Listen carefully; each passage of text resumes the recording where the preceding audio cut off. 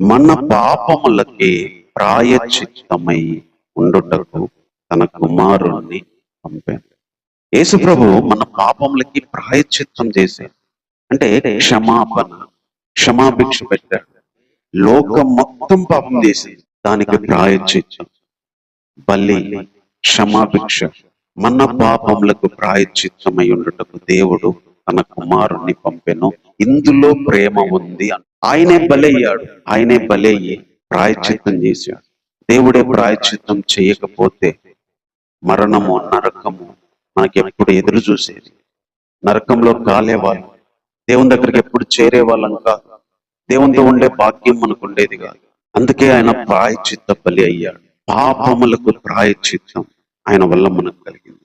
ఈ లోకంలో ఉన్న ప్రతి ఒక్కరికి ఆయన రక్తం అవసరమయ్యే విధంగా ఈ క్షమాభిక్ష, ఈ ప్రాయశ్చిత్తం ఆయన చేశాడు.